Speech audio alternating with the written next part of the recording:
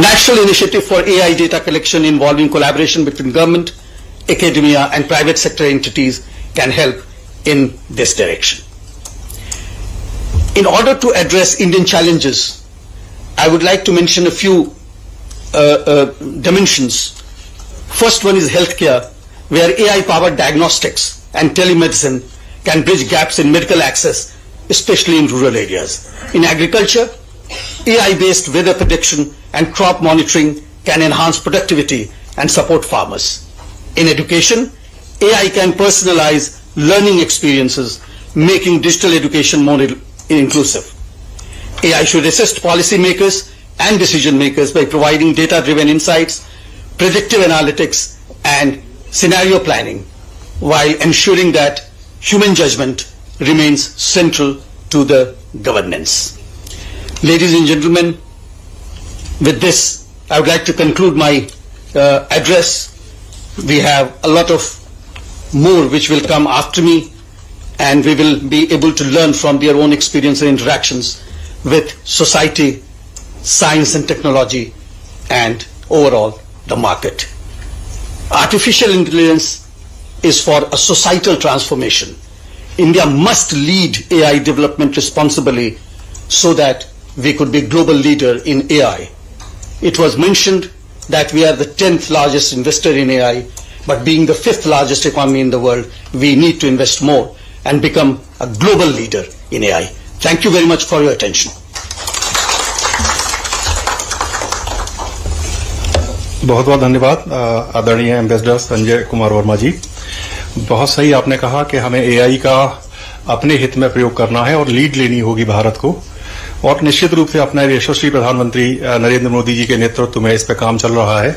जैसा मैंने बताया कि को होस्ट था भारत फ्रांस के साथ में, और जैसा अभी भी सर ने बताया कि हम 10th लार्जेस्ट इन्वेस्टर हैं इस फील्ड में। अब मैं आग्रह करूंगा दीनदयाल शोध संस्थान के प्रधान सचिव श्री अतुल जैन जी से कि इस विषय क्यों ये विषय चुना गया उस पर अपना एक उद्बोधन रखें।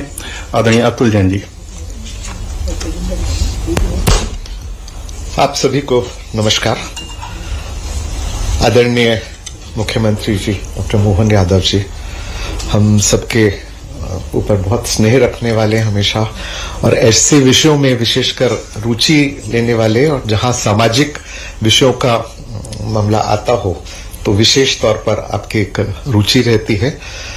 हमने इसीलिए आपसे आग्रह किया, आप पधारें। आपका बहुत बहुत धन्यवाद।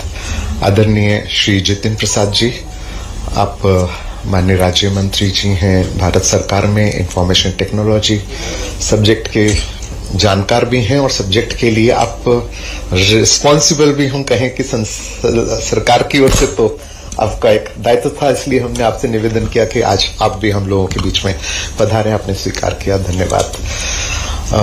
प्रोफेसर डॉक्टर सारस्वत जी से हम सब परिचित हैं, योजना आयोग के आदरणीय सदस्य हैं, उनकी विद्वता के चर्चे हम लोग सुनते रहते हैं। आपका भी स्वागत।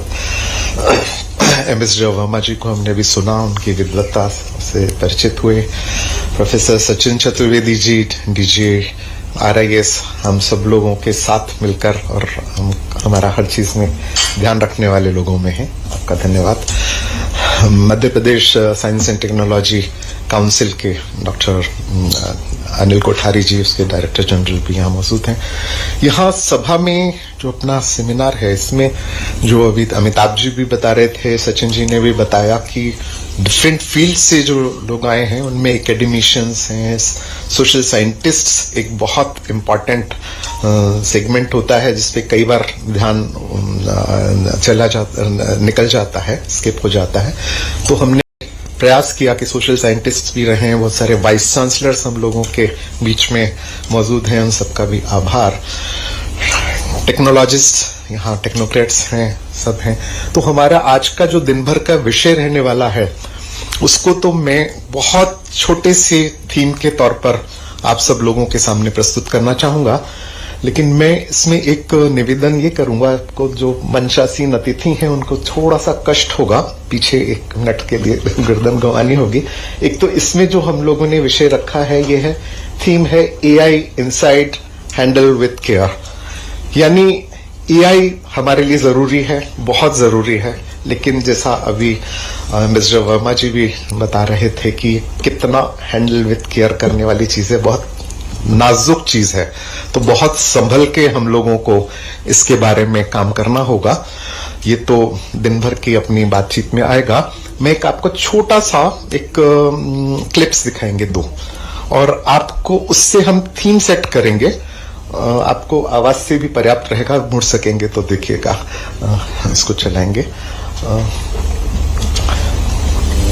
अंग्रेजों के शासनकाल में और आखिरी में मुझे बोला गया कि अब आपको भी बोलना है।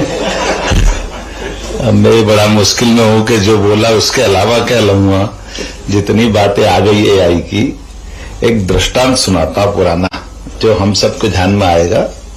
भगवान कृष्ण की भविष्यवाणी हुई और भगवान कृष्ण वसुदेव देवकी के परिवार से निकले, ये हम सबको मालूम है। इसी से जुड़ा हुआ एक प्रसंग उनके पहले का है जो कम लोगों को जानकारी होगी। वो प्रसंग ऐसा है कि उग्रसेन जो कंस के पिता है, ये उनकी उस दौर की बात है जब वो अपने जवानी के दौर में थे। उनकी शादी हुई और शादी होकर के वो अपनी विवाहिता पत्नी के साथ आउटिंग के लिए जंगल जा रहे थे और अचानक ऐसा हुआ कि वो रथ में बैठने लगे। जैसे राजकाज के झंझट रहते ही हैं, हम सब जानते हैं कि इन टाइम पे कोई मीटिंग आ जाती है तो फिर रुकना पड़ा उग्रसेन महाराज को कि जरा कैबिनेट है, जरा आपको आना पड़ेगा। अब परिवार वालों को बहुत झंझट होती कि ये कौन सी आफत है, अभी निकल पड़े फिर रुकना पड़ रहा है, कोई बात नहीं। तो अपनी महारानी से कहते हैं, महारानी वहां जंगल में वो झरना है, पहाड़ है, वहां जब एक बार गए थे वहीं पहुंचो तो अपने परिचारक सारे जितने भी उनके लाव लश्कर उनको सबको रवाना करते हुए मैं पीछे आता हूं, मैं 1-2 घंटे बाद आता हूं, देखता हूं मैं क्या है। वो पहुंचते हैं, वहां पहुंचने के बाद में ये महारानी तो पहुंच जाती है और ये संयोग से अभी दरबार में थे। और जाने क्या होता है कि जहां वो पहुंचती है रानी, और वो चूंकि स्वाभाविक रूप उसकी परिचारिका महिला है, अब जंगल है और आउटिंग के लिए आए तो स्वाभाविक रूप से झरने वगैरह था तो वो स्नान में लग गए। तो महिला स्वाभाविक अपनी जो भी उनकी मर्यादा की व्यवस्था में स्त्री थी। इसी समय संयोग से ऐसा था कि एक पास का राजा जो इस उग्रसेन महाराज से द्वेषता रखता था, जिनकी बनती नहीं थी, ये भी वहां पास में लश्कर लगा के था। इसने कहा ये कौन आए हैं, जरा थोड़ा अलग टाइप का माहौल दिख रहा है। तो उसको जानकारी आ गई कि उग्रसेन की पत्नी आई है। तो उसको उसके मन में जो भाव था वो द्वेष भाव था। ये अलग बात थी कि वो राजा होकर के उससे सामने संघर्ष नहीं कर पाता था उग्रसेन से, लेकिन मन में उसके प्रति द्वेष भाव था, गुस्सा था, उससे थोड़ा दुश्मनी का भाव था। तो उसने उसको एक विधा आती थी। वो विधा ये थी कि वो अपना रूप बदल सकता था। तो उसने उस षड्यंत्र के अंतर्गत अपना रूप बदल लिया और वो महाराजा उग्रसेन बन गया। और उग्रसेन बनकर के वो वहां जहां स्नान हो रहा था या बाकी रानी और सारे लोग थे, अचानक गया और जाते ही देखा कि महाराज आ गए। तो स्वाभाविक रूप से वो जितने बाकी लोग थे सब भागे और वो अकेली रानी उनके पास रह गई। अब ये घटना यथार्थ में भी है कि वो रानी महाराज को देख अचंभित है, लेकिन वो बोलती महाराज तो आप 2 घंटे बाद आने वाले, एकदम पीछे पीछे कैसे आ गए। तो वो बोलते नहीं, कुछ भी नहीं। तो स्वाभाविक रूप से कुछ घटना जैसे एक विवाह के बाद की होती, वो अपना अनुकूलता दिखाते, लेकिन जब ये व्यवहार होता तब वो एकदम से उसको लगता कि ये उग्रसेन नहीं है, क्योंकि वो रूप भले बदला हुआ है और लेकिन व्यवहार से आचरण से अच्छा नहीं लगा उनको। तो एकदम से वो बहुत गुस्सा होती कि तुमने मेरे साथ दुष्कर्म कर लिया और तुम कौन, और ये, और बहुत एकदम क्रोधित आक्रोशित होती है। तब जाकर वो बोलता कि देखो मैं कोई भी हूं, लेकिन मैं ये ईश्वर की इच्छा थी, मेरी आपके मिलन से एक संतान होगी, वो संतान बहुत बलिष्ठ होगा और अच्छा होगा, ये वो तो बहुत पतिव्रता स्त्री थी। वो बोले दुष्ट तूने मेरे सतीत्व को भंग कर दिया और मैं इसको बर्दाश्त नहीं करूंगी, और जो भी होगा ये तू कितना भी उसका अच्छे बारे में कह रहा है। मैं यादव वंश की हूं और मैं अपने वंश में कामना करती भगवान से कि ऐसा कोई वंश वाला होगा जो उसको मारेगा। तू ये पाप मेरे को छोड़ के जा रहा है। अब ये घटना हमको ये बताती है कि वो बात क्यों पकड़ में आ गई, अपने काम की बात, कि वो उसके एआई का जमाना आधा होगा उस समय कि जब शरीर तो बदलता लेकिन आवाज नहीं बदल सकता, इसलिए बोल नहीं रहा था। आज का एआई और उन्नत हो गया कि अब आवाज भी बदल जाती, तो अब पता नहीं वो आपको ऐसा संकट आएगा तो पहचानने भी नहीं आएगा कि झंझट क्या।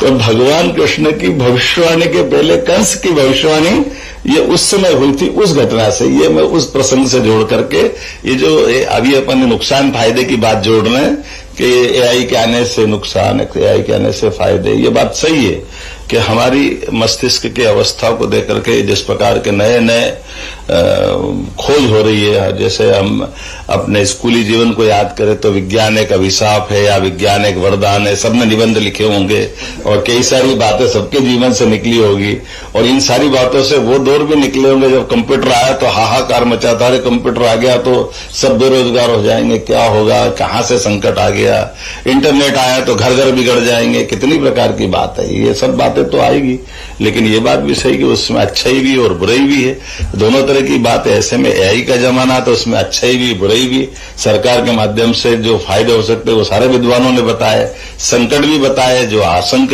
धारणा है और जो घट रहे हैं व्यवस्था उन पे भी बात है। लेकिन ये नानाजी के नाम पर रिसर्च इंस्टीट्यूट जो माननीय नानाजी ने बनाया है, ये समाज के इन व्यवस्थाओं के लिए सही प्लेटफॉर्म है जो इस प्रकार की व्यवस्थाओं के लिए मौका देता है। ऐसे विचार विमर्श के इस प्रसंग के अवसर पर मेरी अपनी ओर से आप सबके प्रति अभिनंदन, बहुत बहुत धन्यवाद। बहुत बहुत धन्यवाद माननीय मुख्यमंत्री जी। आपने बिल्कुल व्यवहारिक प्रयोग एआई का सबके सामने रखा। आज शाम को अपना नानाजी स्मृति व्याख्यान इसी विषय पर अपना रहेगा। माननीय मुख्यमंत्री जी उसमें भी मुख्य अतिथि हैं। चिन्मय पंड्या जी अपना सारस्वत उद्बोधन रखेंगे। आप सभी लोग उसमें आमंत्रित हैं। इस अवसर पर एक और कार्यक्रम जो दिल्ली में माननीय मुख्यमंत्री जी के ही मार्गदर्शन में हम लोग कर रहे हैं, सम्राट विक्रमादित्य महानाट्य 12, 13, 14 लाल किला मैदान में माधवदास पार्क है। आप सभी से आग्रह है कि आप सब उसमें जरूर आएं। सम्राट विक्रमादित्य एक आइकॉन थे भारत में, मतलब भारत में जो अगर सुशासन की और ईमानदारी की जो एक मिसाल दी जाती है किसी प्रशासन को, तो वो सम्राट विक्रमादित्य का नाम उसमें आता है। माननीय मुख्यमंत्री जी के हृदय का बहुत निकट का विषय है।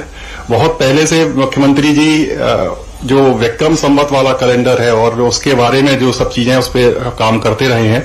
आप सभी लोग और अपने मित्र परिचर के साथ में आए आप यहाँ पर उस समय पूरे रहें।